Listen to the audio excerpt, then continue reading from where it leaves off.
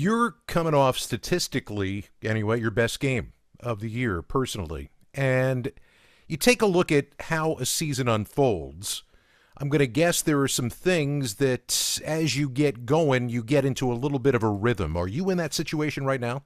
I think teams in general can get in rhythms, fall out of rhythms, and hopefully we're looking to play our best football towards the end of the year, going into the playoffs. As a team, I feel like we're in a good rhythm right now. Personally, I would say the same, and um, yeah, I feel like I'm playing my best football of my career right now. You have a new offensive coordinator and some changes to the system, and yet you guys have scored 34 points in a minimum of 34 points in four straight games. The last Lions team to do that game in 1952. So clearly, not a lot has been lost here. How much of that has to do with the fact that you guys are used to, regardless of system, you guys are used to playing together? Sure, I think there's a statement that coaches make. They say that players win games and coaches lose them. I don't know if either of those are 100% true all the time, but we felt really confident about the guys that we retained this year. We understood that losing a few coaches might take some time to adjust, but we were confident that we would get our feet under ourselves and play good football. So we've been doing that the last couple weeks, proud of that, and hopefully another 34 points or more going into this weekend. Is it hard when you have so many weapons in an offense, two running backs who can do things with the ball, get into the end zone, a couple of wide receivers who can do the same? Is it hard for you to, I don't know if I want to say wait your turn, but wait for your opportunity to unfold because there's so many different ways that Jared could go with the football? Sure, it's a play caller's dream, and as somebody that's on the field, you do have to wait your turn. You have to earn the right to be out there. You have to block for your buddies. You have to earn the right to get the ball. And it's interesting when you see different players have some great games statistically, and then maybe not so great games. You look back to week two with Jamison, he caught three balls for like 140 yards and two touchdowns. And then maybe the other day he only gets two big touches for 10 yards. And it's not that you're trying to um, minimize those touches, but in some scenarios, you might hit JMO on two post balls, you might hit him on two out routes for 5 yards apiece, and they're both big plays, but one makes the highlight reel and another keeps us in rhythm on a particular drive where we go down and score. So, of course, you have to wait your turn. Sometimes you get the big plays, sometimes you don't, and all you want to do is just add value to the offense at the end of the day, and that's what we all try to do. Before camp started, you said that you were trying to see the game maybe from a different perspective, from a quarterback's perspective, from what Jared is trying to do on each individual play. How do you go about doing that? I think when I came in as a rookie, it's difficult enough to come in, memorize an NFL offense, just get lined up and know your particular route. Now I step into the huddle, I hear the play call, I understand the line's protection, I understand when the back is going to be hot. I try to see, the full field perspective of what Jared is seeing, how coverage is going to change my route, the stems of my route, and the timing of my route as well. If we have to speed up with pressure or just different things like that are all going through my head now as a third year player as opposed to a first year player. This is a big game in terms of two high profile teams. You got a pair of high profile teams. You've got obviously a Chiefs team that has been dominant over a number of years. You guys now over the last several years. Is it more fun, and I know you probably can't say yes to this, is it more fun to play in a red light game like this one where everybody's watching? Each and every weekend, it is so difficult to go out there and get a win on an NFL Sunday. And I don't know if the average fan understands that. You always hear about, oh, this team's 10-2 and this team's, 2-10. Like they're definitely going to get the win. It's not always the case. It's hard to go out there and win games in the NFL.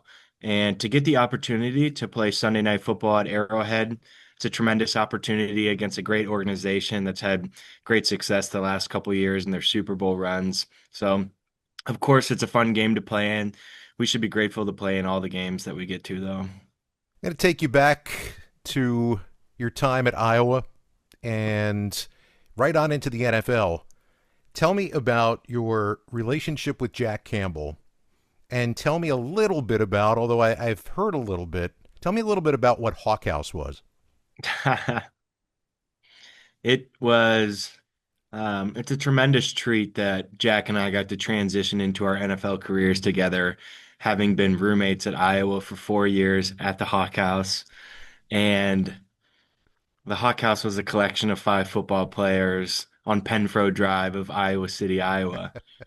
And there was a lot of good memories made at that house. But yes, Jack and I were roommates for those 3 years at the Hawk House. And he's an outstanding player and a better human. Just very proud to be a teammate and a friend of his.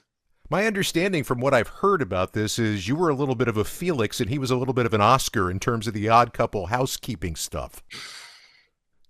I think I think we all had our moments, and typically I'm a pretty clean person.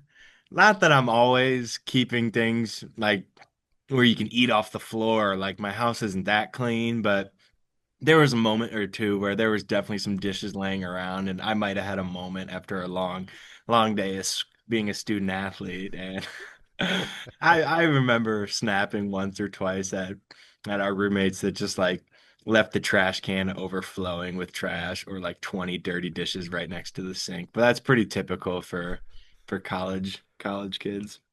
As a player who's got a little bit of experience now in the NFL, and obviously you had such a tremendous rookie season. We talked about it. You learn more, you understand more about how the game is played from a global perspective, from knowing the length of the season, knowing how to take care of your body, knowing all of that stuff. Is it easier for you to play in the NFL now than it was then, or were you just a kid with your hair on fire and that's what it was? I don't know if easier is the right word. I'm not sure how I would describe it besides you know how to prepare better. Um, I might not have to use as much as of my time to study like the playbook and the install as I did as a rookie, even though the amount of material that I have to take in is just as much.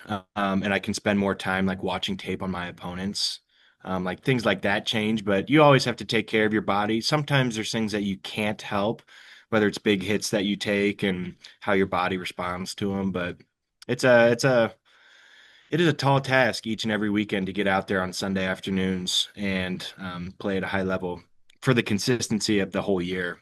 Last year was a magical year, and it was electric watching your team play. And I'm not sure people understand as an athlete when it suddenly comes to an end the way it did. Here comes Washington, and it's over.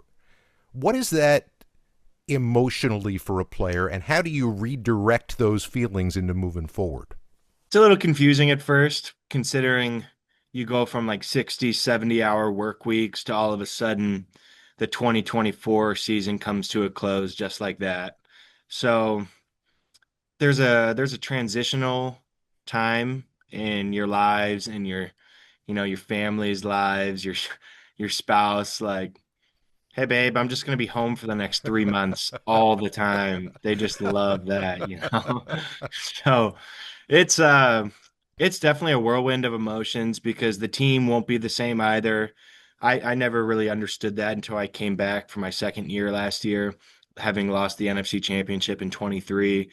The team is not the same. The people aren't the same. The coaches aren't the same. The feelings aren't the same. And then you have to start it all over again. And everything you did in the previous week of the NFL season, everything you did in the previous year or two of the NFL season, it doesn't matter. It's all a wash. So you just have to line it back up again and give it your all. Sam, thanks so much for the time. Really do appreciate it. Good luck the rest of the way. Thank you. Appreciate it.